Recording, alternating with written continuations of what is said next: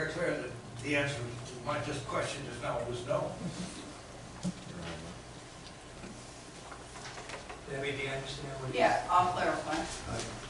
And there was one other thing about something I said that I can't even find it, so. All right, any more changes? Well, actually, I'd like to say, I argued the same point probably 9 months ago. You know, that we put way too much in the minutes.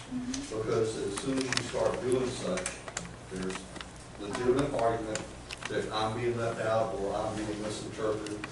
And Robert's Rules of Order says, just say what the agenda was, what was the topic of discussion, not what each individual person said.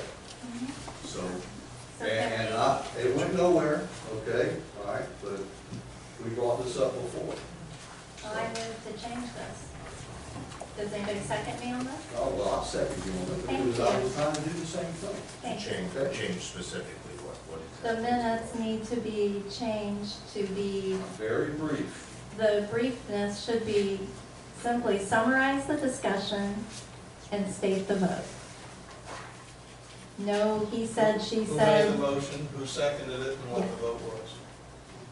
But what she's getting at, if we're on the same page here, and I think we are, is that when we talk about something, Robert's Rules of Order says that the only thing that goes in the minutes is the subject, okay?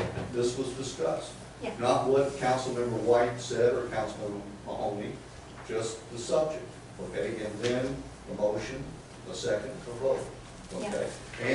And I've seen several towns that handle the things offered by the residents at the podium in different ways. Grant Valcaria just says, so-and-so spoke. End of story, okay? Didn't go into what they said. Because again, unless you're having a court recorder, qualified person to take this stuff down, you're going to make mistakes. And when you do, we're held liable for them. Okay? Question I would have on that attitude those, I've gone back many years looking to see what was done, what was said at a particular time on by the council. One of the things that's going to come up tonight was what was said and done about the Memorial Carl Beatty, both here and in Parkinson's. If we just say, oh, the motion was made, seconded, passed, 4-3, or 5-1, or I don't know, whatever, however many of us there are. That doesn't tell anybody anything what the mindset of the council was. And I think the mindset of the council ought to be communicated to the people of town and to the future of the town. I really do.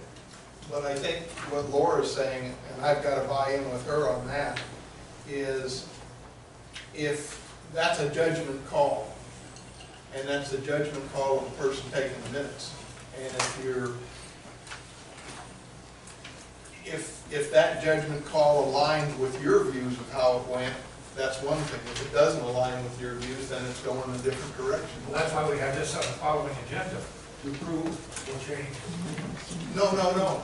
But we're changing the specifics of the minutes, not changing the view of whom somebody made a passionate argument and she got it. And it went into the record that way. Somebody else questioned that, and for whatever reason, maybe that didn't make it. So now, if we leave it as minutes, as very brief, then if somebody wants to check, they've got this recording, and they've got a video now of what happened. And I've been a proponent of keeping them minutes, or very brief. And I think we've talked to Carl about that, and he said that's all that's necessary. I've been saying this for 12, 13 years, and it's the councils go back and forth. Okay, believe me, from the staff perspective, if you can make them that short, it's less work. Absolutely. So again, topic, motion made second, discussion, and you can itemize who said what, people at the podium, and then vote. That's it. I mean, each item should be no bigger than this. And that's, and believe me, staff would do like nothing better than to have to do that, because believe it or not, they spend a lot of time on these things, and they're not perfect, we understand it. Well, I'll tell you what I would like to do. I would volunteer to review the minutes that Debbie puts together before we actually make them minutes. Would you? Well, that's what we're all doing by reading the minutes and modifying them. We voted on this before. That's why even when you say 9 months ago, we actually voted on this in 2016, and it didn't really come to fruition. Well, we went back and forth on exactly what level of detail. I think there's less here than there was before. You're suggesting we take it even down to the minimum level, which I can support. I mean, I would rather not have this discussion every single council meeting. She said that, he said that, I don't agree with what the minutes say. Let's just make the minimum required. There are recordings, if people want the details, if they want to know exactly what's said, let's do it. And remember, anyone who wants a verbatim of what happens can bring their own recording methods in here, whether it's a recorder or tape recorder, whatever. They can have that. We're not required to tape record meetings. That's not required. Our only requirement is to do minutes. Okay? And at the bottom of, you can see at the bottom of every agenda, it says we have a little statement. Now, if you want verbatim, you got to provide some recording ability yourself.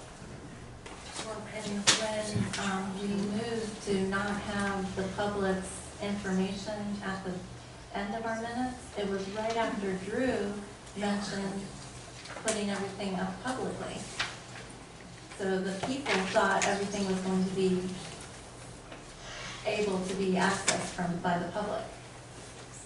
I like the idea that even though we're not required to have recordings, we have both an audio recording and an audio video. And Jose, you should know, I got some comments on some things I said at the last meeting. I said, did I say that? I went back and watched the video. I said, yeah, I did. And I wrote a letter, sent it to staff. I don't know whether everybody up here got it or not. Kind of clarifying what I was meaning. And I was able to listen to what did I say. And it was very clear. He did a good job with that. Is the recording, do we pay for that? Or is that a private citizen? Right. So well, that's not public record, so they don't have to give that up. But he does. And I understand. What I'm saying is, we can't rely on that as a public record for what we are required to do. Right now, because we tape record, that is a public record. If we decided not to tape record, then that's it. All we have is the minutes. But we do provide that service, and anyone who ever wants to come in and listen to the tape, more than welcome to do so. But I still think, I agree, the minutes should be minute. Any other changes? Well, excuse me, I think we have two motions on the. Do you want me to reduce them and put them on the next agenda? Yeah, that was, I forget what's worse. Yeah. We had a motion and a second. We had a motion and a second to approve the minutes, and then we had another. All vote on that. All in favor? Of voting on the minutes. Having Debbie redo them to show them that. Minimum standard. Yeah, two motions. The first motion was to approve the minutes. Right. These minutes. Right. Vote on that. Okay. Then the second motion is Laura's suggestion to Gotcha. reformat. All right, I got it. The first motion is minutes As is. clarified. As is. The minutes that we're looking at Clarification. now. So then, you made a motion, or the motion? The motion You is seconded to it. approve these minutes. But we're voting on the motion to approve these minutes. And I can approve those because we're going to change. The only thing I want to say is I believe these are middle of the road. When we first started, they were 11, 12 pages, and now we're down to 5 or 4. So to me, that's middle of the road. So if you ask Debbie to skinny them down even further, it'll only be maybe 2. So I believe these are fine as is. I would say approve this so she doesn't have to do them a second time and this meeting's minutes. Maybe in the future. Yeah. Yes. Okay, so all in favor of this motion to approve the minutes as is with this, all in favor? Aye. All opposed? Nay. Motion carried 4-1. Now it's the second motion to reformat. That's the one for the future. Well, we just voted to as is, so. No, Good. No, we're talking about Future, the future. minutes. These minutes of this meeting will now, if the new motion passes, be reformatted. That's what I was saying. So she made a motion to reformat the future minutes. Exactly. Danny. And these, and these. No, sir. Right, that's what I thought. It's not these, for the future. For the future. So all Would you in be comfortable favor with of keeping it to the future? the future minutes? Would you be comfortable with restricting it to future minutes and not have her redo these? We already voted. We just voted on it, that's done. She doesn't have to redo these. This is in the past. If her motion passes as I heard it, she has to Well, redo. we modified the motion that if going forward, I have to do that. Any further discussion? All right, all in favor of future minutes being shorter version? Aye. Aye. aye. All opposed? Motion carried 5-0.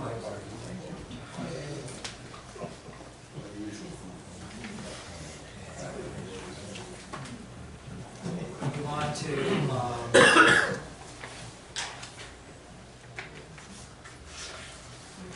presentation, Malabar Road Project by Daryl and Christine Slate.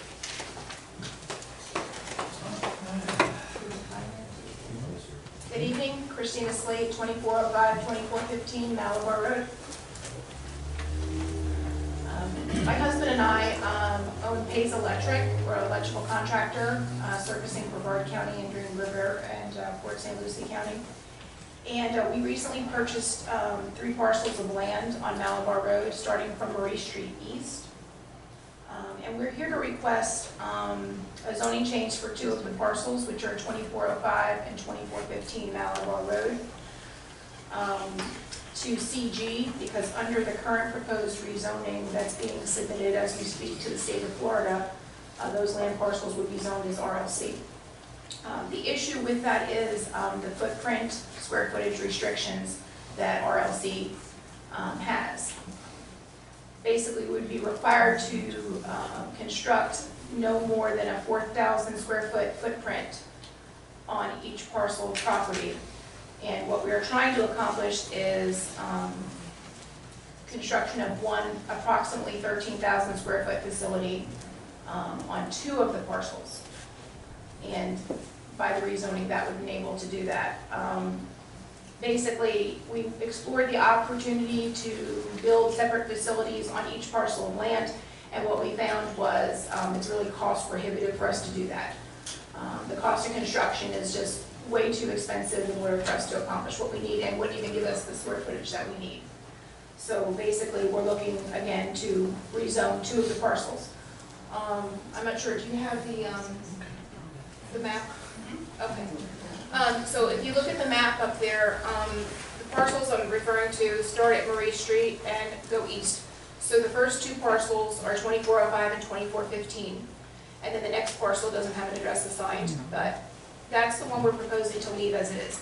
There is some wetlands on the 3rd parcel, the eastmost parcel, and we are proposing to leave that currently undeveloped, not developed at this time. And if we ever decide to develop it, we could operate that under the RLC zoning. But basically, there's someone's property, a residential house, just beside that, and we are wanting to leave this as the buffer between our proposed, commercial building and their residential property for at this point. So basically, from what you can see up there, basically the green is the proposed building, obviously not to scale, but the conceptual. The gray would be the concrete parking and driveway with access points from Marie and Malabar Road. And the black would be just like a permeable parking area for employee parking. And then the blue is the access points, as I was saying, the 3 different access points. So that's kind of, what we're looking to do. Have the front of the building facing Malabar Road, front to back, taking into consideration the setbacks, of course, from Malabar as well as Marie. Basically, the purpose of the facility is for office space and inventory storage. Basically, how our business works is our crews come in the mornings, they load up for the day, they go to a job site, they come back at the end of the day, and they leave. So there's not a lot going on during the day on the property. It's mostly loading and unloading in the morning and in the afternoons. For those of you that have never heard of our company, we've been in business since 1962, and all that time we've been in West Melbourne. And about 3 years ago, we built a facility in West Melbourne, which we outgrew before we moved in. So we've been very fortunate that we've grown from 25 employees to 100 employees in the last 3 years. But that kinds of things can be a little bit challenging as well. We also have a second office down in Sebastian currently, and we're looking to consolidate both into one central location that we can service as far as NIMS, as far north as we go, down to Port St. Lucie, which is as far south as we go. And Malabar is the central location to do that. So we're hoping to make town of Malabar our home. I also put some pictures, if you could put that, of our existing building, so you can see what our building looks like. We don't want to put an eyesore in the town of Malabar. We want something that's going to look nice and contribute to the town of Malabar's appearance. So, you know, it is a metal building, however, we do have some stonework and some siding and things of that nature. We want a nice presentation for our business as well as the community. So that's just some pictures of our existing building, which is about 6,500 square feet currently. So just so you kind of have an idea of that. And so obviously it would be a bigger version of that, basically double the size of the existing. Also, the couple other things. We want to have, we need more parking is one of the biggest problems that we have right now. We don't have enough parking. So we're hoping that by doing this, we'll have enough parking for our employees as well, but we also have room for future expansion as well. That's what we want to keep that third parcel for. But again, if we decide to build on that, we can build within the restrictions of our LC without any issue. So what we're trying to do is submit our rezoning application parallel to the state of Florida's submission of the rezoning. That's what we're trying to do so as to not delay construction. We're hoping to get the property surveyed over the next few weeks and then submit for a permit to clear the property. But we want to do that with the intent, obviously, to be able to, you know, have that zoning approved, to be able to do what we need to do to get the facility that we need. And so I guess Debbie, I think, got the ruling from the attorney on if that can be done, and they said that we can do our application in parallel to the submission to the state of Florida. So that's a good thing, but we were, you know, looking for a recommendation out of the town council. We went to the planning and zoning committee meeting last week to present what we're trying to accomplish, and we're hoping that it'll be something that'll be good for the community as well as us, and contribute a little bit to some more commercial growth in the area and bring some jobs to the area as well. Does anyone have any questions? So this will go to P&Z first, so there'll be a public hearing at planning and zoning, and then she just given a presentation to show what they're planning to do. So that's the reason why she's here. So it'll go to public hearing, planning and zoning, and after that, if it's approved, we'll come to the council. Go ahead. You know, I have no problem at all with the plan. I agree. Malabar needs to be business friendly anyhow, and it sounded like it's a pro-Malabar type presentation that you just made. But it's my understanding that we are not in compliance with the state requirements for the comprehensive future land use plan. Therefore, it makes it impossible for us to change any zoning until we are in compliance with it. And that's what we're here tonight to do. We're not here to change any zoning. I've gotten several calls about, well, you're going to zone this, you're going to...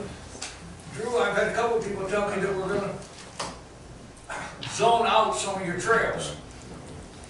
I mean, that's the rule around town. We're not changing any zoning. We certainly wouldn't do anything to hurt the trails. But what we've got to do tonight with our comprehensive future land use plan is work towards getting in compliance with the state so we again regain the right to control our own zoning.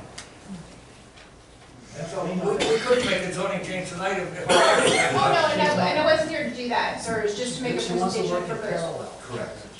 just in parallel, we cannot issue a final development order Right. until they bless our comp plan. So she can move along, but until they bless the comp plan. As long as that's completely understood, I'm comfortable with that. That's exactly I what don't want I'm. anybody to think something can happen and it can't until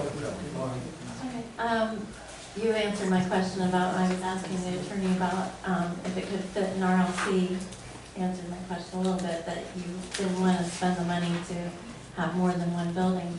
But I'm also not exactly clear a little bit for us on RLC because the large amount of the property, it almost seems like you fit. But I think that, there's a trail right beside where, on Marie Street, that we're connecting with, to be aware of that and to make it so that it's a nice trail going by your Yes. company. No, I understand. Yeah. And again, we want something that's going to be appealing for the community as well, because, and it's from our business perspective, we want it something that people are going to say, oh, that's nice, look what they built, and, something that's adding to the community. And it's, right now, it's OI actually in the front, so it's office institutional, that you could build that way. The other thing I was even thinking about is if you separated your parking lot from the building, I was wondering if that could fit RLC, because it had to have more grassy areas and, Well, and it's also CG across, on the other side of the street from where this parcel is, which is another thing, so it's right in line with the other commercial property there. But again, we did want to leave a buffer because of the residential property that's there. Go ahead. Just out of curiosity, how many trucks do you have? You say your employees come in the morning and then Yes. go out on the job, so I take it all your trucks are housed there overnight? Yes, they are. And how many of those trucks do you have? We have approximately 35. And so all those trucks will be parked outside? They'll be parked most of them will be parked inside the building. That's what we do now, except for the overflow. But basically, majority, as many as we can fit in the building, we put in the building, and the rest would be in a fenced area. That's why you need a bigger building. Yes. Aesthetically, we're just, your building looks nice, and I like your plan. But at the same time, I don't want to drive down Marine and just see a whole bunch of trucks parked over I that side of understand. the chain link fence. I understand. Yeah, there's going to be some in the fenced area, but we're trying to get as many inside the building as possible. So right now, we're obviously not able to do that because we have far more vehicles than what we have space for. So the bigger warehouse area will allow us to park more vehicles. There will still be some outside, but they don't always necessarily have to be on the Marie Street side either, because we're gonna have concrete paved and drive around the building. So we can also park it on the inner side too, if that becomes an issue. Procedurally, we'll go through the rezoning, and they'll have to come back, submit a site plan, go through P&Z and the council. And these And things then will be from a addressed. building perspective, that's where you can control the architectural. Maybe does the Malibu vernacular apply? Okay, so they'll have to comply with those standards as well. That's during the building phase. Okay, so there's still a few steps here before dirt is dug and the building's put up. Thank you. Thank you. I heard her saying they wanted the aesthetic. All right, move on to the attorney's report. All required in the legal front. Sheriff, I'm not making any money. and Sheriff. Move on to the board's trailing greenways committee.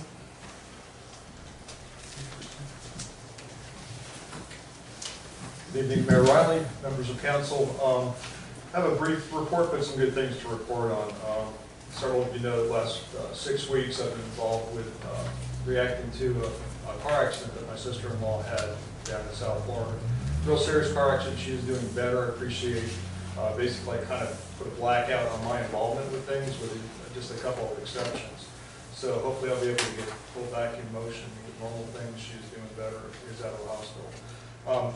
Based on that, one of the things that the committee has done, and I think you need to be aware of, we requested of council the ability to spend remaining funds for last new year, and I guess I should take this opportunity to wish you all a happy new fiscal year, be among the first. It's my understanding that the committee was successful working with staff in purchasing some things within the September 30th midnight deadline there. What was accomplished was getting the fence materials for the ENT. We call it the ENT, the Eagle's Nest Trailhead, as it will be.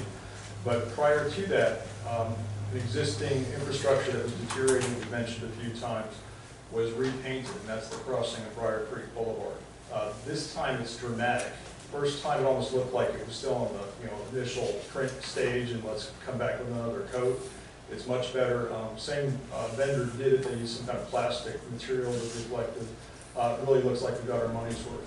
And not only did we get our money's worth, but we got some money from another organization that helped us with that, which was the MBA. They donated $250, which brought us back under budget for 2018 fiscal year. So, yeah, that was a good thing, and that was the caveat. We do thank the NBA for working with us. They very much helped us with the trails thus far. The other thing that we do have are some pipes, 3 pipes. One will be cut in half to make 2 30-foot sections for culvert for the ENC, so we have that in and out, same as we have at the trailhead at Marie Street. So we are ready to kind of start doing some things down there, have some materials. We still need to get the fence and some hardware itself, but the wood is apparently coming in from Southern Pine, if it's not already here. Pipes are coming in from another vendor. And Boss Knight was, again, the painting vendor for Briar Creek. Big news that you have that I'm pleased to report to you. On September 14th, Murray Hand and I went up to Titusville, and we had the opportunity to speak in front of the Office of Greenways and Trails, part of the Florida Department of Environmental Protection. And basically what they were wanting to do is have their council, state-level council, evaluate whether Town of Malabar was worthy of our application and our site visit from OGT. But our application to the state to become a Florida Trails town and formally recognized as such. That, after a lot of effort on our part, a presentation which hopefully will eventually be out on our website, we did ultimately achieve that. So I thank the council for our support. This was a fast path. And another project I've been doing for business side of life, but gathering some stats involved in that. In Florida, a lot of people don't realize that, but if you count all the counties and all the towns, you have 550 levels of government or individually recognized entities. And there's a lot that call themselves a town but don't have a charter or aren't a formal town. You actually have 550, 67 of those are counties, 483 of those are actually cities. And I just wanted to report that. I've learned that in another project for a city that I was working on. But the interesting thing is Malabar, Town of Malabar. You go out to the website, you Google Florida towns. We are one of 5 out of 483 cities or towns in Florida. We are in the first 5 as being a Florida Trails town. So I congratulate the town. This was a team effort, and I'm pleased to report that. Thank you.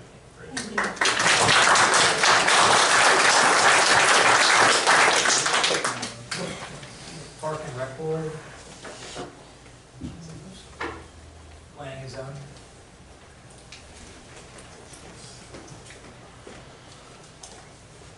Elizabeth, Planning and Zoning Chair, good evening, Council and Mayor. We're still working on the sign ordinance, so we're going over the details, so hopefully when we get it back, the attorney will be happy with all the slice and dice that we're doing. I thank Mayor Pat Riley for coming ahead of us and previewing the flu again. I still did have some questions. I got some of the changes that we had, but I still didn't see where RLC would be interpreted as residential instead of commercial. I didn't get the change page on that. We had discussed that because people who live in the houses now would have problems with insurance if it's considered commercial. Where if it's residential until a commercial permit is pulled, then they don't have that complication. That should be brought up at the public hearing. Okay, so that'll come later. Well, Okay. you can have to speak on it again. Okay. All right, then I had another issue too on the NBC, the chart that we have and the building capacity, so that'll probably come out at the same time. I didn't catch it. Maximum building for RLC, it has 4,001, but it has in another, so it's a little confliction there, depending on the size of the lot. And that's been a problem in the past too. There's 2 of them on the chart. Just looking at that there. On the table chart 1-3.3A, the size and dimension regulations.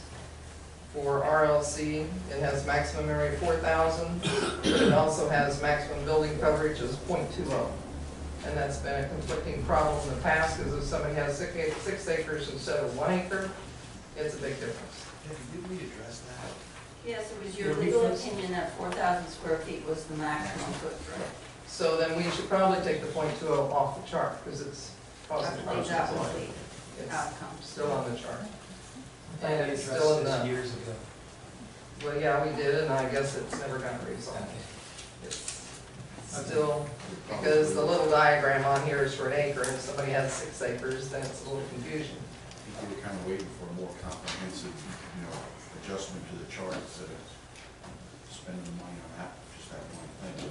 But it's just like now, instead of, CG or RLC because of the 4,000 square foot, but if you're doing .20, they can do a lot more than that on 6 acres. Right.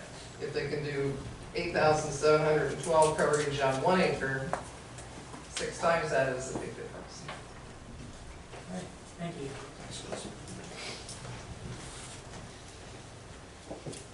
Ready to move on to Doug? Nothing this evening. I think I had a couple of things. We've done the second issue of the Malabar articles in the Hometown News. And the feature article is about Malabar being Trail Town designation. 2 cities in Brevard County, we're the only county that's got 2 cities with that designation. It's all to the good hard work of Drew and company. We've also received a request from Parks and Recreation Board to place an article in the next mail vote, which will go out before the holidays, asking for donations of shade trees for the Malabar Community Park Playground. And if there wasn't any objection from council, we were going to go ahead and put that request in the next mail vote for shade tree donations around the playground. That's all I had.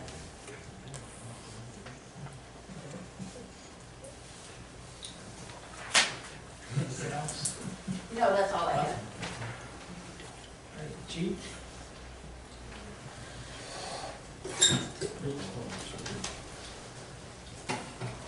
Evening, everybody. I'm sorry I wasn't here for the last meeting. I just had knee surgery.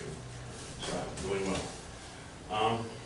Setting off a fiscal year, we're doing really well. We just received a grant from forestry for $33,195 free. Wow. I've got 4 more grants out there. We're trying for a repel tower. They call it a repel tower, we call it a train tower. That's one. I have also 2 more for drones. So we're trying to get a drone with the fire department. All free grants. So that's where we're at starting this year. We also got our Dr. McPherson, our medical director, has signed another application with us this year. So we have Dr. McPherson again for our medical director this year. It's really expensive. It's $1. That's charged us this year again. So we have our medical director. If you want, I can go over the runs for the past couple months. If y'all want that report, or I can mail it to y'all, however you want to do that. I know you have a lot going on tonight. Just We see second, them yeah, weekly. we see them. Okay, so I just want to make sure we're all on page. Any questions? Yes, I have a question. Yes, ma'am. I've gotten this question, and I just want to verify that I'm answering it right. But I believe, as far as being a union, no, we are in negotiations. Correct, we are still in negotiation. They should be ending in Doug can answer that a lot better than I can, but yeah, we are still in negotiation. So the answer is no. No, correct. Go ahead, Doug. You mentioned that the doctor signed off, so that means that we are not only in the past, but we are currently certified as a BLS. That's correct, he did it again this year, as he did Years years again past. this year. Correct. Because there's been some comments made that we were not BLS certified, and I want to make sure. No, we are BLS certified, That should actually. be clear on that. Yes, we are BLS certified. We do have a medical director. He signed this year's contract like he did last year's, and the year before that. The year before that, I don't know, it's before my time, but I know for the past year that I've been here, he's been our medical director, and we have him again this year. Any other questions? Which knee? Left knee. Left knee? Yes, sir. You seem to be walking, okay? I'm actually doing 2.5 miles now. I got it a week ago, so I can't sit down. Going back to trying for the 7 to 10 miles is what I do every day. So that's what I'm trying for next week. Chief, over the previous fiscal year, how much money have you brought in grants? Approximately, I don't own about 240,000. So that's, Out of 20, we spent 20,000 out of that. okay, and that's direct savings to Malabar. That's direct savings to Malabar. I'm trying for double that this year. The fiscal year just started again this year, today, and I have 2 more grants out starting tomorrow. So I'm going to try for as many grants, and I'm trying for 0. I like the number 0, I like 40. So, any other questions? Thank you. Yes, sir. Thank you.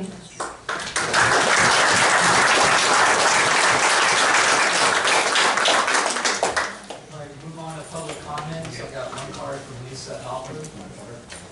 I'm behind you. Please come up, state your name and address for the record.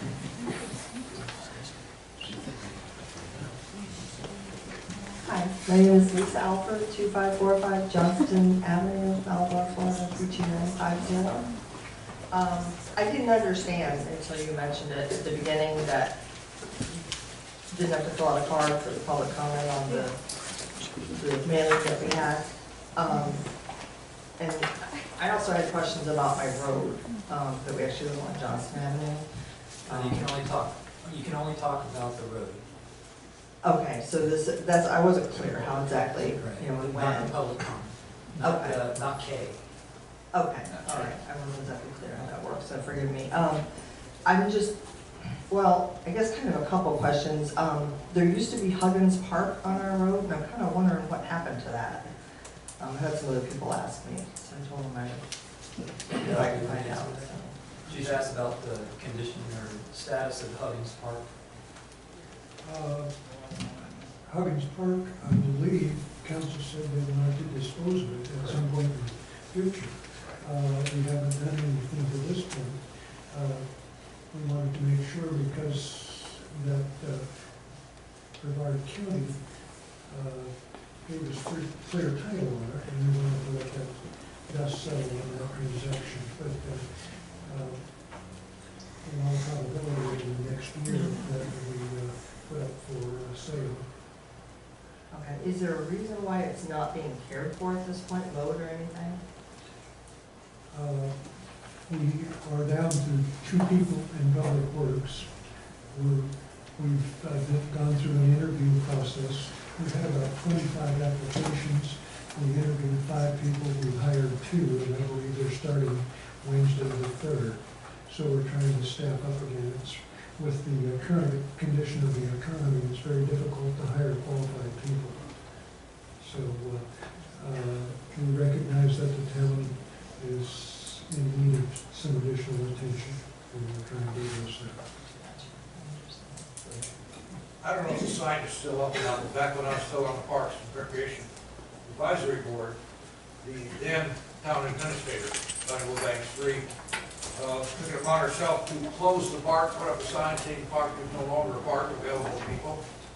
And I brought it up to council and they just didn't do anything. Didn't override her decision. So on the decision of the then town administrator, Huggins Park ceased to exist as a community park. Council voted to sell it as surplus, and we attempted to start that process and were told by the attorney that until we get back into compliance with the future land use map, we cannot do anything. So that stopped the progress on selling the property. There is still a sign here, but it does say park closed. Yeah. So I know it was getting mowed, and then all of a sudden it was stopped, and I wanted. The reason I think her motivation was it was expensive to keep it up, seeing all of the, it was a toddler's park. And it seemed like all the toddlers were going over to the park, Malabar Community Park behind the firehouse. Two reasons. There's a lot more play equipment there, and there is a bathroom within range there that's not in Huggins Park. Go ahead. Okay, one other comment. The town, I believe, is supposed to have 5 acres of public land for every 1,000 people. We have enough public land for 30,000 people. So we've certainly got plenty of public land, and it's not unlikely that the town of Malabar will see 30,000 people here. So that's another reason that we would, it's a drain on our finances, and we would like to divest ourselves of that property and turn it into a revenue-producing stream.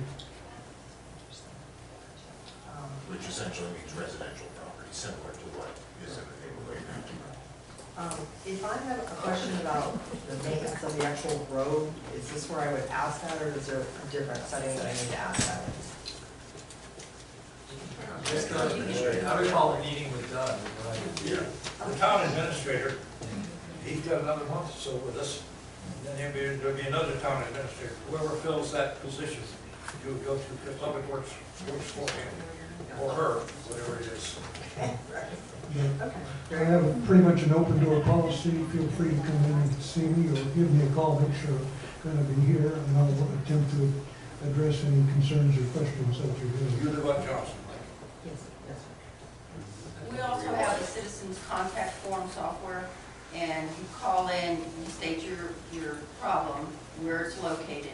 It gets put in the system, and then it's documented. And then we can set up a meeting with the town administrator, or, you know, whatever you're interested, but at least it's documented that way. Thank you. We're going to move on to the public hearing. What I'm going to do is I'm going to present the package that I presented at planning and zoning, which is what they're going to vote on, which is the ordinance. What they're actually voting on is the ordinance. And but I'm going to give you the background so that the town understands what we've been doing. So I'm going to pass the gavel.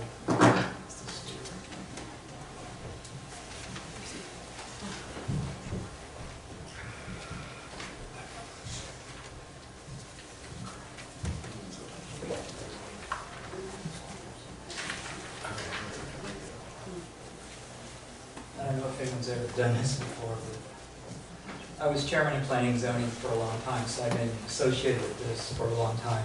And same as Dick Horn and Grant Ball, they were on planning and zoning while we started all this. So, okay, presently the town of Malabar's comprehensive plan from 2010 is non-compliant, as you heard tonight, with Florida State Statutes 163.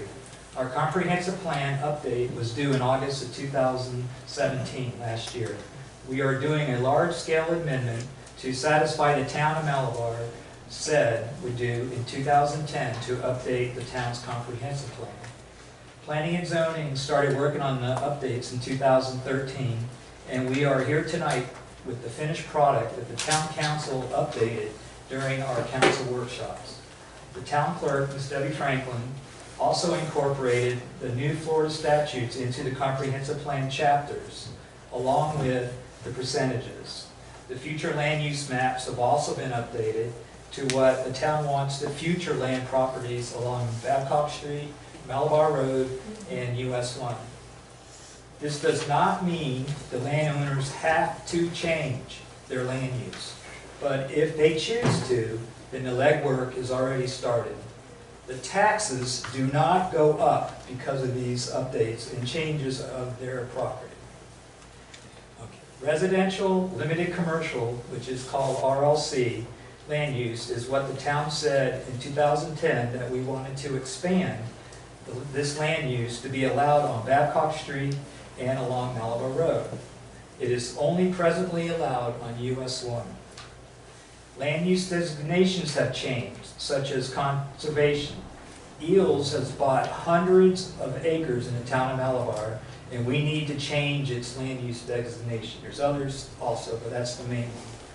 Once this is approved by town council, local and state agencies have 30 days to submit their comments. Then there will be another public hearing here at council for approval. Then the land use development code will need to be updated with those approved changes and updates.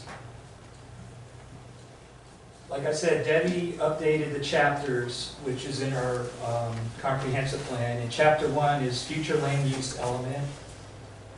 And here's a summary. And then she also updated the transportation element and the public facilities element, chapter 4, and chapter 5, coastal management element. Most of the stuff is state, because of Pearl flood was a major change this year, and a lot of agencies changed their names, so we've had to incorporate a lot of that. Like Brevard Transportation Authority used to be called the Space Coast Transportation Authority. So, you know, things like that change, so we need to change our comprehensive plan to update that. So next I want to do is go to the future land use maps. Go back. Let me just show the big map. This was very hard to create. We had to advertise it. So this is a legal public hearing, if there's anyone who thinks it's not legal. It's a legal public hearing because it was advertised in Florida Today newspaper. We've been working on it since 2013. In the whole process, we've had maybe 5 people ever come to a meeting with their concerns about what we were doing. So this is the master town of Malabar, and the gray areas is what's changed. Almost all that gray area is conservation. Scroll just up just a bit. That way. Oh, that But way. yeah. So you can see, like CARES and data management is these 2 little triangles. We lost all that area. We need a plan again.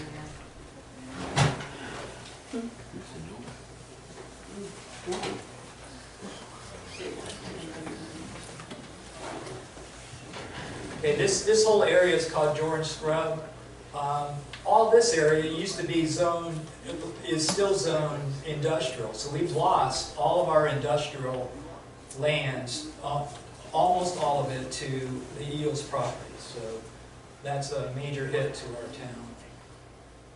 All right, so what I'm going to do is go through the future land use maps.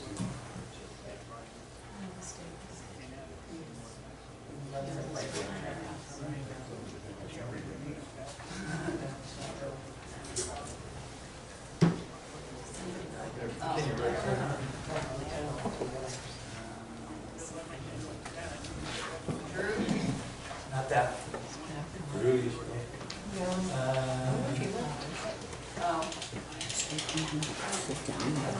Well, that's all right. We'll have to do. Could you go up a little bit? Right there. Okay, this is the best way to present this is the present land use. Okay, that's how it is today.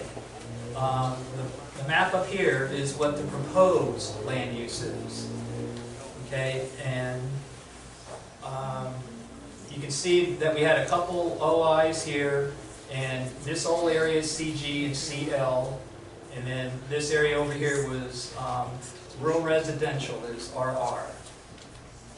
So go up.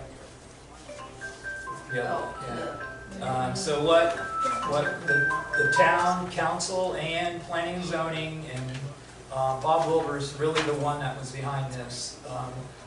Thought it'd be a great idea to have all this be CL with the entrance off of Fountainhead and come in and do a cul-de-sac and come back out on the Fountainhead, or Foundation, sorry, or make it come down to Osage and across. The X's represent the homes that are in this property, in this area, in this block right here. So, and here's the gas line right here. So that was what was proposed for this area on Babcock Street. Okay, next. Well, currently your gas line goes behind Booth Lane and goes north and south. Where you get your gas line going across there, it does go across there, but they have a service road that runs north and south parallel to 95. That's Well, not on the map. I just drew the gas line so you knew where the gas line. I think a lot of people just didn't know you guys are redoing this. We just got the first notice. There's like a dozen people that are against this plan here, so Well, not everybody's all for you this. gotta discuss it at the public hearing. And this is the first public hearing, right? So here's the land use on, this is the west end of town on Malabar Road. Presently, this is zoned OI with RR down here, and the hospital is within the trailer park is here, and then RR. So what the town proposed is, continuing OI out to Weber Road, and then changing OI up here. And this is the conservation, this is Etchenberg's Park. So since it's a park now, it's called conservation. So that's a kind of a mandated, that's what I talked about before. We gotta change the land to conservation. All right, next page. OI stands for Office Industrial? And then here's Institutional. Okay. here's from Weber Road to Alexander Lane. This medium density is all got bought up by Eels. Again, this is rural residential except for the one little spot that's OI. And so this is all conservation now with, we propose OI up to Dunsel and then RLC, continuing on up to Alexander. Okay, next page. This is the intersection of Quarry Road. So there's not much change here other than the OI got changed to conservation because of Fern Park. And so RLC comes up to the Fern Park. And then we continue RLC along the way. So this is Quarry Road to Marie Street. Again, not too much change other than this medium density will be conservation, and the CG is here, but we have a disc park that'll come up in the next one. So conservation, this is our disc park right here. And this is all owned by the state and the county as Eels property. Is this presentation online? Yes. You do change the OI designation of my property to RLC. If you want to go back down to show, see where it's OI there? That part, that one? No, up right there. That's my house right there. Yeah, okay, go And on. then you go up and you change it to RLC. I want to know why that's happening. Okay, well, I'm just presenting the maps. I'm doing this so that you'll understand. But you're going to present this to the state to be approved, correct? Correct, But but what you if I have your don't time. agree with it? You have your time to talk in the public hearing. Where is that? That's coming up, right When? after I finish. Oh, okay, gotcha. You're not changing the zoning I'm not changing. Oh, yeah, you are. You're designating it RLC and it's OI now. So you're going to propose to the state that it be changed. All right, you can't talk. Oh, great. All right, this is from Marie Street to US 1. So this is the CG where the church is, and the presentation today was these two parcels across the way. So that's why she was saying it's next to CG. And then mostly, we tried to step in through here for the RLC, and this whole side is RLC. And the CG grew along US 1, so it came up along the railroad tracks, West Railroad Avenue.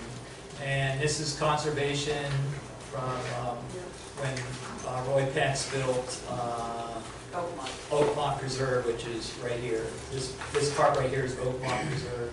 All these maps, all the changes we've done are strictly along Malabar Road, Babcock Street, and US 1. So that's why you only see this. But if you looked at the master map that Matt created, that shows every single boundary, every single lot. But we were only concerned along the 3 arterial roads. Right? So not much change here. This is West Railroad Avenue, where it's CG, and And then Route 1 Motorsports is here. That got changed to CG, so that will be on the next. So here's the CG for Route 1 Motorsports, and there's really no other changes here except for this CG area right through here. This is another topic right here. This green is coastal preservation. What they did back in the 80s, the town declared all the land along the coast to be coastal preservation, where you can't build or do anything with the land. That was going to be at a future council meeting. We'll discuss that, but we're not presently we're not changing any of the coastal preservation along the river. Is that only in Malabar? Yes, well, that's a good question. It is, only in Malabar. Yeah. Only Malabar. Voted on that. Other municipalities don't do it? They have coastal management That's policies, right. but we created. Okay, next. All they have to implement Yes, every city And has some that of us- element. So here's the middle of where Townsend and, so basically this is where Oakmont Preserve is embedded in here. That's the RR. And this got slightly changed to CG because of Oakmont Preserve bought all this land. So you go up. So there's the conservation is there along with RR now. So this is all RR now. The other parcel that got changed, this used to be the Hotel California bar restaurant. So now it's RLC. Next. Okay, this is down at the start of Rocky Point. Again, this is where Harris and data management is, and there's a CG parcel there with RR. And there's this, well, I'm sorry, this starts the Harris data management right here. Go ahead. So this is still industrial, but all this turned into conservation. Next. And as you can see, presently coastal preservation ends right here. It just happens to be at Senator Nelson's property. And that's, I don't think there's any changes other than the conservation. So this is conservation. And, all right, this is the south end of our town, and the only change would be the conservation. Be right there. Okay, so what I wanted to do is just present, this is what we're doing, this is what council's going to vote on. This incorporated all of planning and zoning's comments, the citizens of Malabar's comments, and we've had 2 or 3 workshops over. We've had 2 workshops this year, and there's previous workshops the previous year. So there's probably been 5 workshops, gone through planning and zoning, and everything is ready for you tonight, well, ready for council tonight to vote. Okay?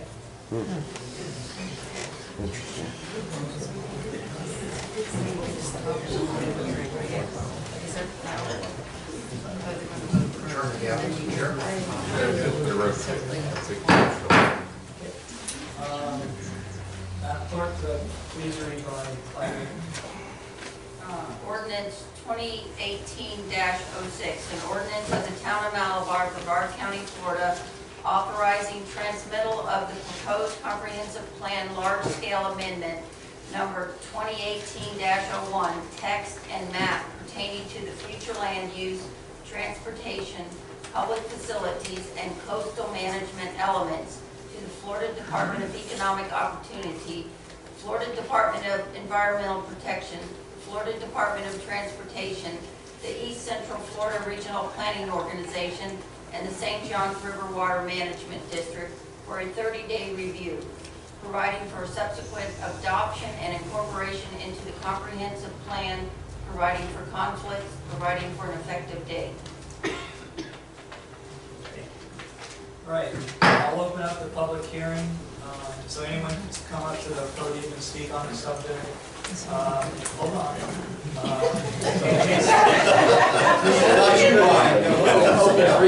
You need to state your name and address for the record, and my first is Roberta.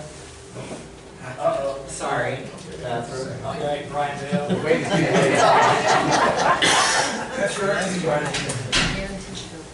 All right, Brian Vale, 2700 Smith Lane. Malabar's been in my blood since '78. I started hanging out here, and I've chosen, that's where I hung out when I was a kid. Fortunately, in '98, '99, I was able to buy land. Been here ever since. You know, I love the rural character of Malabar, and I intend to protect it as much as I can. I come to all these meetings. I have since '99, 2000. And I appreciate all the hard work the boards and council has done on this. There is one thing that I disagree with, and let me see, I lost my place. I disagree with 1320. The parcels along Malabar Road that are 1320 deep. There's some toward in around the quarry area. There's some east of Weber and west of Weber. A lot of that is cutting that property in half, which creates a situation for the landowner and also limits the potential development of that parcel. I don't want to see this town turn full commercial, but I think that we can need a happy medium in the middle, come up with the vegetative buffer and or green space towards the rear of the property, properly separate the commercial from the residential, and we can get quality commercial endeavors in here, such as Health First, NEMA, OI, low impact, high tax base, tax generating. The taxes they generate, as this town grows and the costs increase, the commercial development will help offset that increase and take the tax burdens off the residents. So I agree with trying to keep and be receptive to businesses coming in. And I think cutting those properties back is really going to hurt that.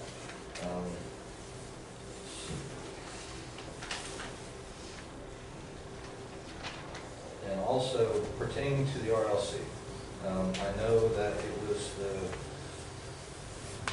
wants at the time that RLC had more applications. But RLC in its intent was truly for smaller land parcels. The RLC has been put on larger land parcels. We had a situation with a company tonight that wanted to develop in an RLC, and it inhibited what they wanted to do. And these were combined, it was 10 acres of land. I think it was between 5 and 6 acres of the two parcels. So the RLC heard that. We had up on US 1, we had a business come in, Route 1 Motorsports, and that was RLC, and that inhibited him, so we changed that to commercial. So I like the mom and pop, and the RLC, in my opinion, is for mom and pop. Live there, do your business there, but it's not intended for larger parcels of land. It's intended for the smaller parcels of land as well, and I think it has its place. So I know we can't fix all this tonight, and I was at the workshops, I was at the council meeting, I stood here and said pretty much the same thing once before, or twice before, and I'm going to say it again, because it's a public hearing. So again, I thank everybody, and I do appreciate all that everybody does, because I've been in that seat. We'll see what happens in there. Thank you. Roberta?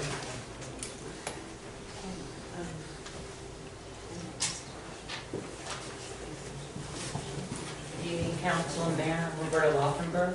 I reside at 2140 Malabar Road. I'm about one of 15 or 20 residences that are affected by the land use plan. My family has lived and had businesses in Malabar for the last 42 years. The land that I live on today has been held by my family for almost 40 years. The deed was transferred and I bought the property from my aunt as an investment property as well as my residence. I moved the whole way from Melbourne for that. I moved because its land usage was marked as OI. for future investment as you, investing in the town of Malabar and having it be a place that my family has lived for many decades. 3 years ago, we purchased it. When we purchased it, like I said, it was OI, and we were planning to live there for about 10 to 15 years and then develop. We had put $40,000 in upgrades onto the property by clearing the property, fencing in the property for those future investments.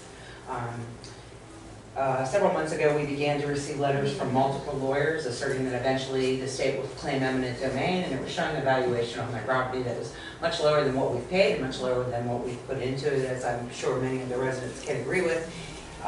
When you change that land usage, it does devalue your property, and that's substantiated by real estate developers that I've spoken with, the Florida State Bar, and independent counsel as well. We did not let that affect us. We did not choose to go with any of those lawyers. We ripped up the information and we said, well, our plan will just have to change a bit and we'll have to move out a little bit quicker and sell a little bit quicker. But then you think about it and you have a moral opportunity to the people that, obligation to the people that you're selling to, that all these things are about to happen. In your proposed document that you sent, it said that it is written that residential homes that reside on Malabar Road are deemed inappropriate due to many factors. So we're scheduled to be, our land use claim is going to be changed to RLC. That makes no sense because if land on Malabar Road is residential and it's deemed inappropriate, why are you changing its land usage to residential LC? That makes no sense. If residents are developed inappropriately, you know, we can't morally sell this as a residence, and now we can't sell it as OI. And LC is about, I have some, I'll get to that. Limited commercial is vastly different than office, institutional, as Brian was saying, about Health First and other obligations. We have a hospital right down the street. We have a 1.87 parcel acre of land that could be used for whether it be nursing home facility, whether it be an outpatient rehabilitation facility. Healthcare is alive and well here in Malabar and it is needed. It's a necessary source of revenue to you, especially as Brian said, the tax dollars are important. Whose best interest is that in to change a residence that you say is inappropriate into residential? It's certainly not ours or the other 15 to 20 residents that have been deemed inappropriate. Who came up with inappropriate? You did, it's in your word. It absolutely is. Debbie, could you explain? That was in the existing, it has been in our comp plan since it was adopted by council in 2010. I don't think there's anybody sits up here thinks residences on Malabar Road is inappropriate. I know I Unfortunately, don't your think legal so. documents in this public hearing, the documents you sent us say Live on Malabar Road. Yeah, I understand. What it was, we paid a company back in 2010 to write the comprehensive plan, to update our comprehensive plan, which was taken from a previous comprehensive plan. So we did not change the words that you are reading tonight. The town did not put those words in as the new update, but it should be looked at. Well, you do understand though that when you sent the document out, those words are in there and that's how they were interpreted. And when I got real estate development advice and Florida State Bar advice, that those are accountable words. Those are words that are in a legal document and this is a public hearing. I would just like to finish my comment and then I'll be happy to sit down. I wrote it down. Thank you. OI zone properties are worth considerably more than LC properties. After consultation with a real estate professional, we have learned that the difference is astounding. OI commercial properties can be worth 5 to 100 times more than LC property. Again, whose best interest does this serve for anybody that lives along the Malabar corridor as residents? I would imagine we can all form an educated guess as to who will profit. After eminent domain, it could be change of land usage claim again in 5 years. And then those taxpayer dollars can come back to the town of Malabar with those properties being raised up again. In closing, we do not want Malabar Road Residential to have their land usage changed. While rural residents aren't known for their litigious nature, some may be, and some may bond together, because if your statement of inappropriateness of residential areas to zone them RLC is discongruent to what we're being presented tonight, 1.87 acres may not seem like a lot, but for a family that's lived here 40 years and has owned businesses, one just 800 feet west of here, it's the Losh family. Many of you may or may not know. The Losh is, as I said, for decades. I would think a class action lawsuit is not needed for the 15 to 20 residents who live here. I would also think that if you would like to, as the town of Malabar, buy out each one of those residences for 3 times their land value right now, that would support what we would have made by probably 60% in the next 20 years, because we would be taking that valuation away from us. We don't mean to do any undue hardships to the town of Malabar, but we find it an outrage, and we kindly request that the rezoning not be approved. I thank you for your time.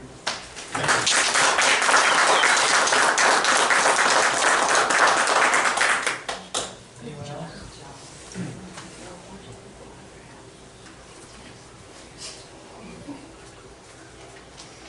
Hello, my name's David Scardino. I live at 3105 Let Lane. And I see that what they're doing, they're trying to increase the tax base here with commercial development. And what's happening on Let Lane, which I saw you said everybody's in favor of the rezoning change in the plan. I've got like a dozen people here who have not looked at what you're doing from the flyer we received. What they're going to do on Let Lane is put a commercial behind us, at the end of us, and increase the commercial along Babcock. I can't even get out of my neighborhood at the present time in the morning. I don't know how that's going to work. I just don't know how additional development is going to. I can't even get out in the morning. It takes a lot of time to get out. It's very dangerous. But when I bought my property, I bought it because I like the rural nature of it. I'm buying up more lots there to preserve the rural nature of that area. So I mean, I've got a whole group of people that live on Let Lane. We're opposed. It's the first I've seen it. If I knew you guys were in meetings for rezoning all around me for commercial, I would have been there. I'm a former city planner. I also run an environmental company. I'm a marine contractor. I mean, I've worked with cities and zoning and things like that. I'm opposed. Right now, I'm already cut off from the town of Malabar because we have 95 and I have Babcock. I'm already strangled by traffic and noise. So what are you going to do? Bring me more? Put a commercial development behind me, and put more traffic so I can't pull out, and at the end of my street traffic. So I've got a whole group of people here that feel the same also, not just one. Raise your hand. Here we go. Yeah, we got more. I've got more. So I'm opposed to what you're doing with the rezoning. Zone it someplace else, not behind my neighborhood. Yes. Can I respond to that? Yeah, the original thing of what we're working on tonight, the property south of Booth Road, down to Osage, was originally proposed to be one form or another of commercial property all the way through to Let Lane. And I screamed and hollered because I knew you folks would be. Been out there many times. But it's hard to not agree with some commercial zoning facing Babcock Street. Well, I agree with that. I don't want any of it going back to Let Lane. Well, I also This is something I have said time and time again. And the property behind Let Lane, between there and the interstate, I can't see that developing anytime in my lifetime. I'm not saying it won't, it can't. But I just can't see that happening. But the point is, we do, at least I listen to what you folks say. Oh, I know, I'm talking. Yeah, I know. and I'm aware of the desire of the people on Let Lane and in that area to preserve the rural character. Yeah, preserve their privacy, Right. if nothing else. You need to The only way out of there is on Booth Road. Yes. Now, it's possible that they will eventually go all the way to Osage and then you'll have 2 ways out. But I have trouble getting off of Weber Road. My wife worked at the main post office in she didn't get off of Weber Road. So if you have trouble getting out of Let Lane, welcome to the crowd. You need to, this is just public comment. I expected a question or two, but not a dissertation. So we have to wait until the discussion of the public. Well, we love Dick, so go ahead, Dick. Okay, well, we're in opposition to commercial development. I don't have a problem developing on Babcock, but behind me, I've already got so much noise from the interstate. I have tons of noise. And at the end of the block, on the south end of Let Lane, they want to have, that's a commercial designation. What are we gonna have, large trucks going through there? I already have noise pollution from the highway. Have you guys realize how much noise I get sitting on my porch? The amount of freeway noise that I get. So, sorry. All right, anyone else? Okay, thank you.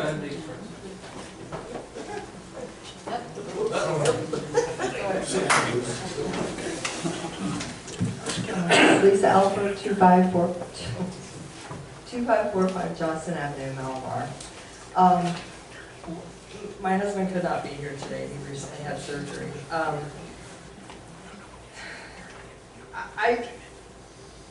To be perfectly honest, I'm still learning about everything that you're talking about here this evening. Just as the other gentleman stated, I wasn't aware that this was something you'd been working on until we got the notice in the mail. I feel like I'm a little behind on the information. But it did concern me, because if I read it right, it looked like you were looking to make a more highly densely populated rezoning effort. I'm not clear on what the state of Florida is requiring you to do and why. If that's something they're requiring every part of Florida to do. But I just want to reiterate basically what he said, and also bring up that my husband and I both feel that Malabar is a diamond in the midst of suburban sprawl dating back to the 80s. We're kind of like the last wildlife refuge in a very large radius. We've seen bobcats, turkeys, sandhill cranes. We even had a wolf run through our property. We really like that, and that, again, just like Dave mentioned, is why we're out here. We don't want to live in a suburban neighborhood where there's one house right after the other, right after the other. We like the idea that it's more rural, and I really want to just express that, you know, we agree, we want to keep it that way as much as possible. And also, more density on Malabar Road concerns me, because it's already difficult with the 2 lanes and, you know, the traffic and everything. And I know it's difficult for people to get out from Weber Road, Quarry Road. But, you know, please take that into account, and that, you know, we really, I hate to see the wild areas, the corridors, where I see the wildlife traversing through. I hate to see that disappear. And I really think that needs to be something that you take into account as well, and remember in the process of doing all this. Thank you.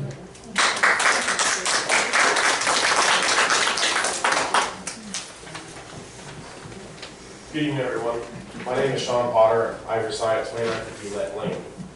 Approximately 2 years ago, me and my wife were looking for someplace not so city-like. We lived in Melbourne prior to. I have 2 kids.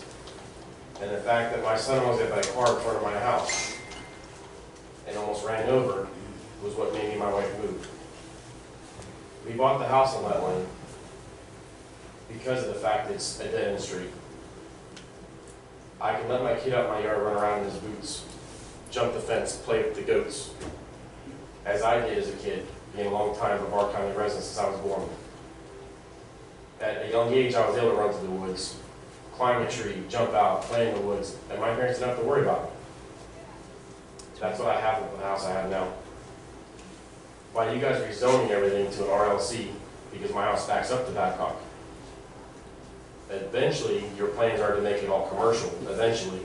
Babcock's gonna get widened, yes or no? Yes. And my question to you guys is, what did the state give you in order to make this change?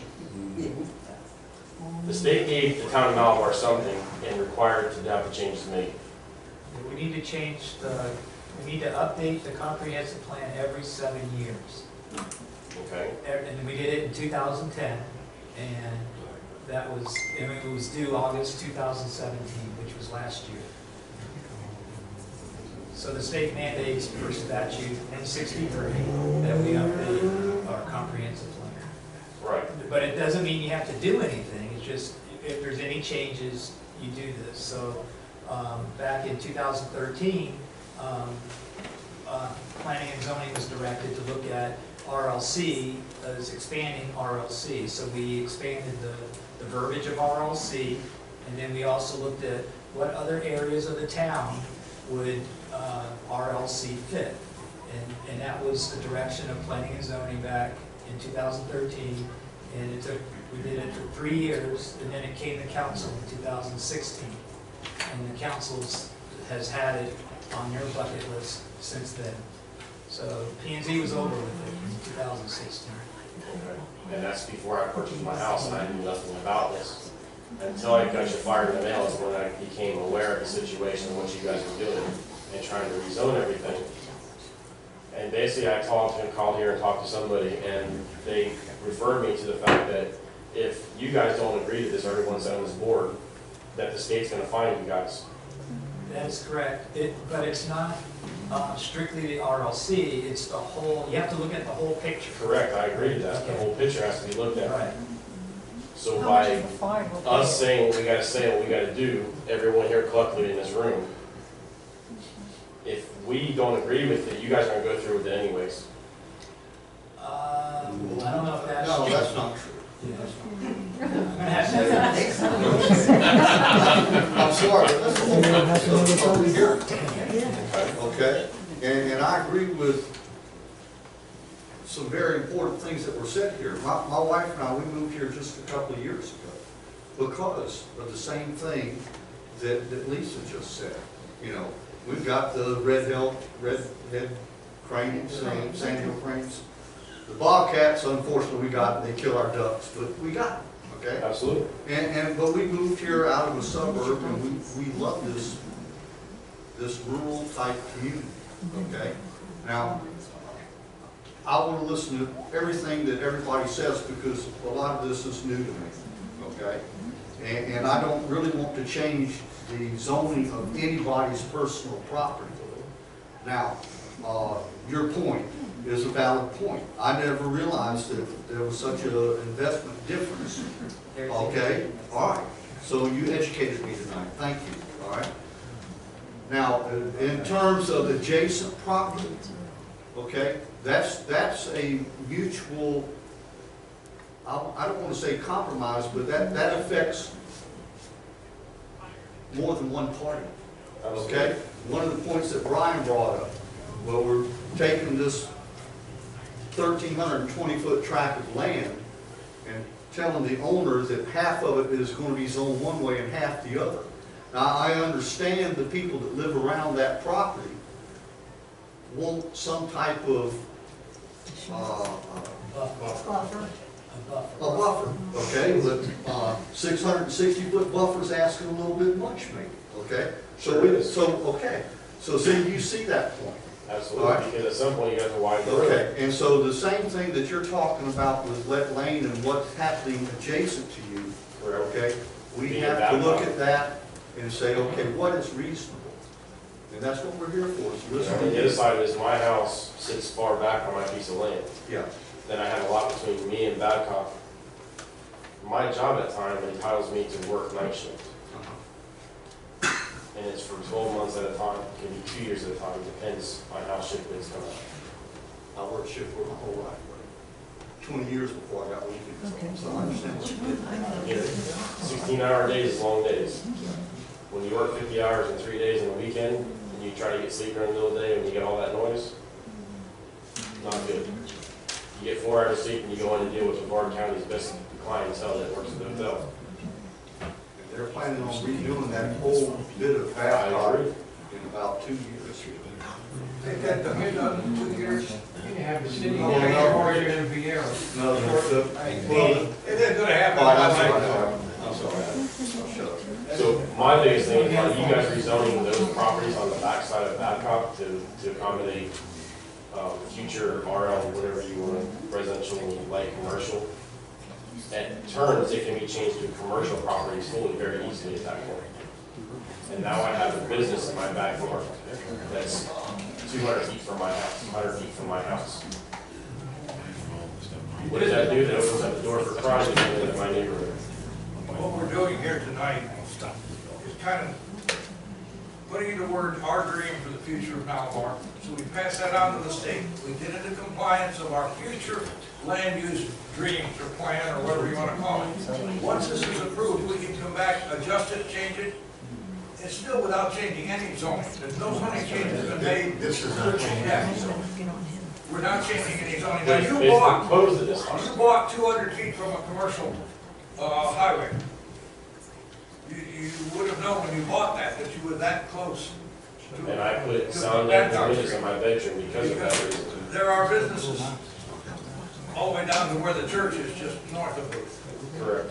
But there are businesses all along that country. And There- that there- would it block makes no between- sense that there wouldn't be any all the way south. With those trees and a lot of sound that comes towards my house. That's it.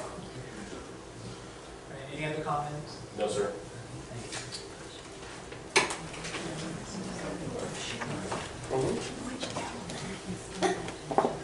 Scott, look at 7 Mall Road, Mount Laurel first name. Scott? First, I'd like to first express gratitude to the council for all your service to our community. Mount Laurel has been my home for almost 10 years now. I moved from Palm Bay. My family and I started this area in '89, lived in Palm Bay. And we chose to move from a house that I built myself because Palm Bay became a little much.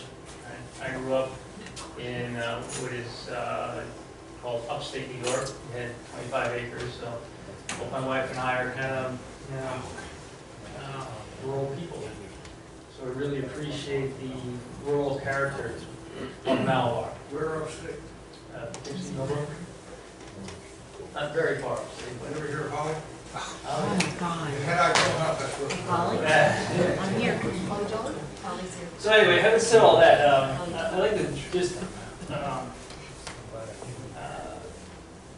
recognize a few things. What I've seen, I hear people that are surprised, and I'd like to echo that. This was a surprise. It surprised me that the notification comes in to come and meeting to look at the conclusions you've made, right? I would think it'd be reasonable to expect a notification that was kind of in this order in the beginning of the process. And perhaps as a result of the process, you going in, see a lot of hard work in that presentation. What I didn't see really is any impact studies. I hear a lot about we need to get more tax base, we need to get more money, we need to be more commercially receptive in Malabar, and I don't know that I share that for one, because that's not why I moved here. I've heard others speak the same way. We hear just in the beginning of this meeting, 35 trucks. 35 trucks going up and down Malabar Road that weren't here before. Now, all due respect to business owners and property owners have been here for longer than I have. We all have expectations when we buy in, right? We always buy into, well, this is a great place because this is what it looks like, it's rural. That's why we bought in. Some of us may have been born here. But things change, right? And we got a lot of pressure around this area. We're kind of in a little bit of an island. We got Palm Bay chaos just surrounding us. But really, as I see it right now, the 10 years I've been here, it seems to work pretty good. And I'm in the state of mind where if it isn't broken, don't fix it, right? I understand you have, Malabar as a town has responsibilities in the state of Florida to communicate any plan of what you vision Malabar in as a future in a very official document. I'm just here to express a little concern of what that vision is. And is it the Malabar that I've been living in for the past 10 years? The rural the nature of it, the quiet that exists, and I'm just concerned. 660 feet where I am from Malabar Road is a little bit better than 3 football fields deep. And we talk about living in a property that abuts something. Well, when that 660 feet gets developed and that line moves, then all of a sudden now you're next to the property that's next to the property, and then it can move further, and it's a slippery slope. 660 feet this year, 1,230 feet next year, what is it? So that's my concern. Thank you.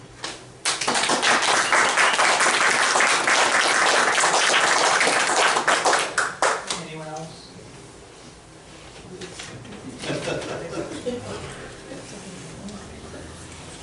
Elizabeth Ritter, 2680 Orange Avenue.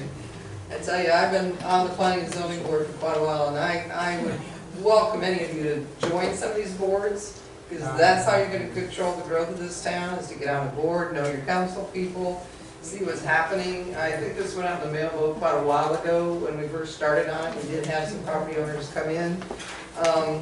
We did the RLC because of small residential houses that were on main thoroughfares, that they were figuring in the future somebody would want a small mom and pop business, a barber shop, shoe shop, hopefully ecotourism if we could get some bicycle shops, you know, stuff like that, small sandwich shops. But, you know, as people change, ideas change, and hopefully you'll all get involved a little more and keep it the way it is. So, office institutional, actually, you can't live in that zoning. We were talking about it, yes, we can. But, yeah, 40 years. fast stuff. 40 years. How do I ask a question? Liz, you need to address the board. Okay, so when we did the RLC. Council, sorry. Sorry, when we did the RLC, it was residential, limited commercial. And I know I've gone over this with the board before, and Pat, when you did your presentation, on 1-2.2.5 policy, where it says residential, limited commercial, in the definition it says it is to be intended and shall be interpreted to be commercial. I know I've constantly wanted that to be residential. All right, That was I can answer it right now. The reason why it's commercial is because commercial has higher restrictions than residential for setbacks and what you can do. So that's the reason why it's commercial first and then residential. Commercial is more restrictive. Right, but the residents that live there will have issues getting insurance if it's considered commercial. We had stated we wanted it to be residential until someone came in and wanted to pull a business permit.